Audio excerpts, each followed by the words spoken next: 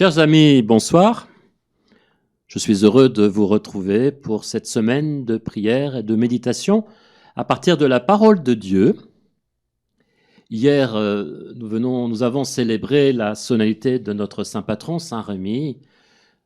Les conditions sanitaires ne nous ont pas permis de faire tout ce que nous avions prévu de faire, mais ce qui est le plus important, c'est que nous avons pu ensemble donner le signe d'une Église qui prie et prier nous-mêmes pour le monde, pour l'Église, pour le diocèse et pour chacune de vos familles.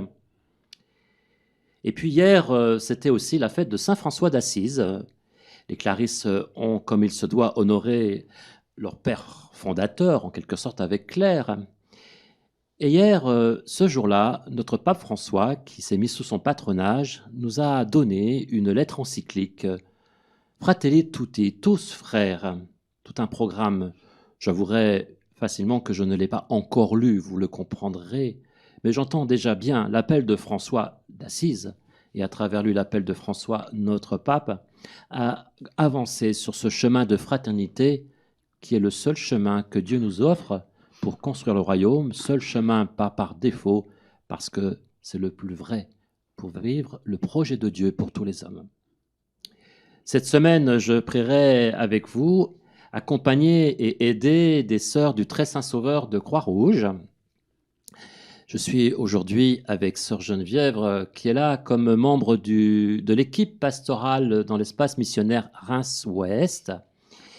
Et nous allons porter ce qui les habite en ce moment. C'est un projet de mission itinérante. Toute cette semaine, ils ont invité les chrétiens de l'espace à porter dans leur prière la mission itinérante qui aura lieu la semaine prochaine, une semaine missionnaire. Nous en reparlerons. Et donc cette semaine, c'est avec elles, les sœurs du Très Saint Sauveur, avec eux, les chrétiens de l'espace missionnaire Reims-Ouest, que nous prions et que nous méditons la parole de Dieu. Entrons dans la prière. Au nom du Père et du Fils et du Saint-Esprit. Amen. Évangile de Jésus-Christ selon saint Luc. En ce temps-là, voici qu'un docteur de la loi se leva et mit Jésus à l'épreuve en disant : « Maître, que dois-je faire pour avoir en héritage la vie éternelle ?» Jésus lui demanda : « Dans la loi, qu'y a-t-il d'écrit ? Et comment lis-tu ? » L'autre répondit : « Tu aimeras le Seigneur ton Dieu de tout ton cœur, de toute ton âme, de toute ta force et de toute ton intelligence, et ton prochain comme toi-même. » Jésus lui dit : « Tu as bien répondu correctement. Fais ainsi et tu vivras. » Mais lui, voulant se justifier, dit à Jésus : « Et qui est mon prochain ?» Jésus reprit la parole. Un homme descendait de Jérusalem à Jéricho, et il tomba sur des bandits. Ceux-ci, après l'avoir dépouillé et roué de coups, s'en allèrent, le laissant à moitié mort. Par hasard, un prêtre descendant sur ce chemin, il le vit et passa de l'autre côté. De même, un lévite arriva à cet endroit. Il le vit et passa de l'autre côté. Mais un Samaritain, qui était en route, arriva près de lui. Il le vit et fut saisi de compassion. Il s'approcha et pansa ses blessures en y versant de l'huile et du vin.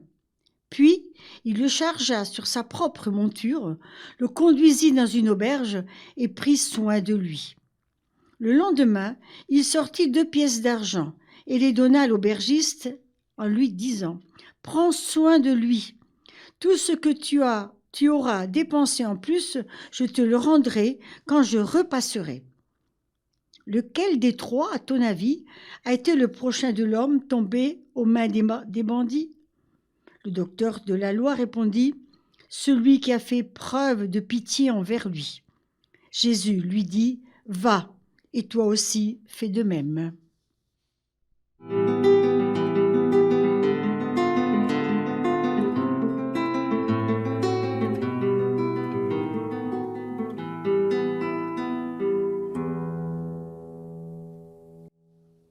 La parabole du bon samaritain.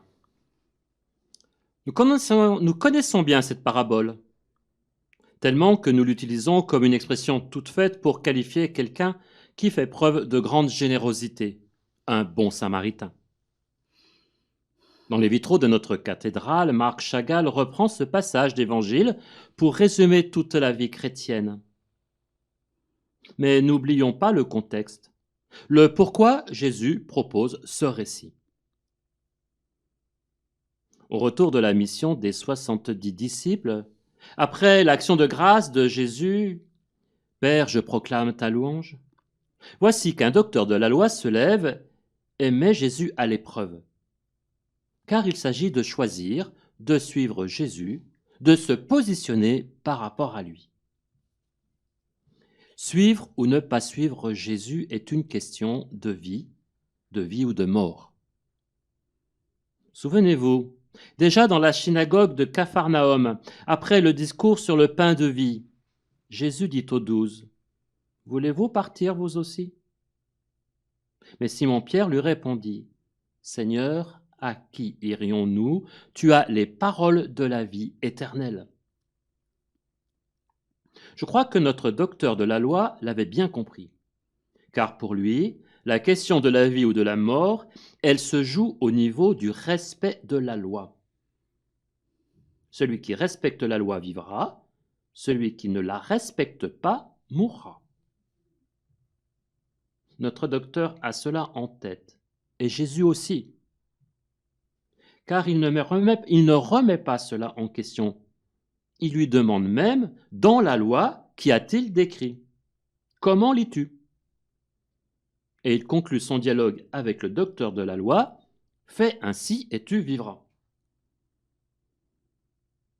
Déjà, dans la première alliance, Dieu, en donnant la loi à son peuple par Moïse, avait ajouté cette invitation. Vois, je mets aujourd'hui devant toi ou bien la vie et le bonheur, ou bien la mort et le malheur. Ce que je te commande aujourd'hui, c'est d'aimer le Seigneur ton Dieu, de marcher dans ses chemins, de garder ses commandements, ses décrets et ses ordonnances. Alors tu vivras et tu te multiplieras. Choisis donc la vie, dit le Seigneur, pour que vous viviez, toi et ta descendance. Choisis la vie. Le docteur de la loi a cela en tête lorsqu'il répond à Jésus en récitant le Shema Israël. Tu aimeras le Seigneur ton Dieu de tout ton cœur, de toute ton âme, de toute ta force. Texte principal de la liturgie juive qui est composé de 3 extraits de la Torah. Il le récite tous les jours, le matin, le soir, accompagné de bénédictions. Il est même capable d'associer la récitation du Shema avec un verset du Lévitique, tu aimeras ton prochain comme toi-même. Il résume ainsi, déjà avec une tradition connue au temps de Jésus, toute la loi et les prophètes. La loi, c'est la vie, et la vie, c'est la loi de Dieu. Et Jésus n'est pas venu abolir la loi, mais l'accomplir. Il nous faut, nous aussi, connaître et aimer la loi de Dieu, l'accomplir pour vivre. Fais ainsi et tu vivras.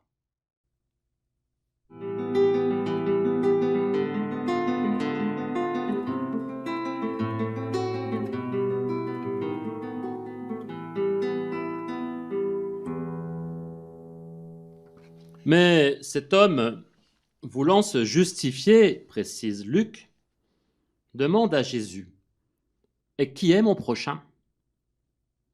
Qui dois-je aimer? Je ne peux pas aimer tout le monde. Et comment puis-je aimer ceux qui me font du mal, ceux qui me combattent? Comment aimer son chef lorsqu'il m'abaisse ou me dévalorise? Mes voisins lorsque leurs modes de vie sont pour moi source de nuisance ou de dérangement? Ces jeunes dans la rue? Ces religieux fanatiques? » Nous nous posons tous aussi cette question dans le quotidien de nos vies. C'est là que Jésus raconte la parabole du bon samaritain, avec ce prêtre et ce lévite qui passent de l'autre côté pour ne pas se souiller probablement, afin de rester pur pour assurer le culte au temple. C'est la loi.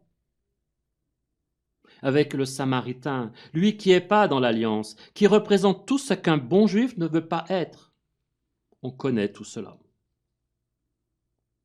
En voulant se justifier, le docteur de la loi invite Jésus à la mener plus loin, à non seulement être juste au regard de la loi, mais à s'ajuster à Dieu.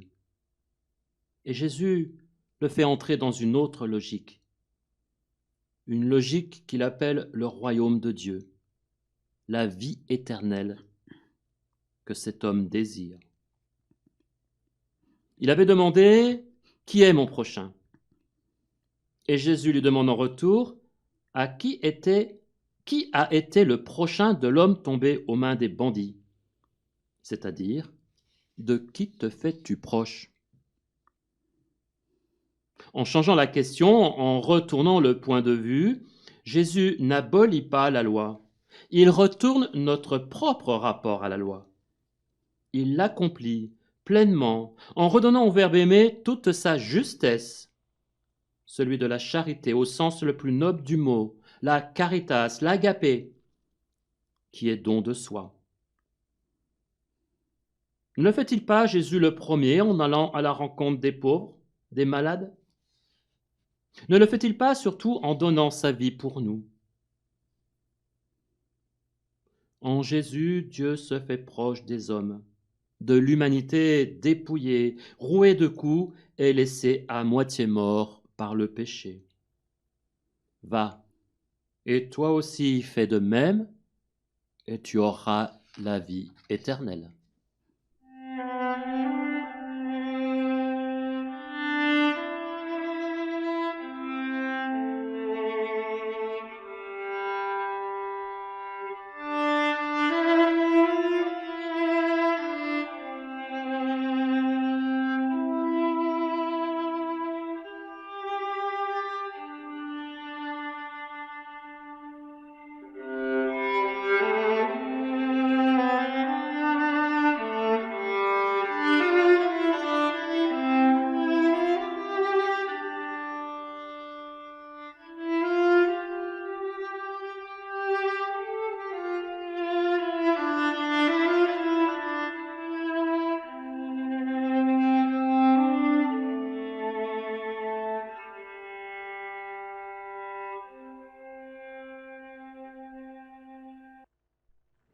Du 12 au 18 octobre, une mission paroissiale se déroulera sur le quartier Croix-Rouge de la paroisse Saint-Bruno Saint-Louis de Reims, dans l'esprit du projet En route pour la mission.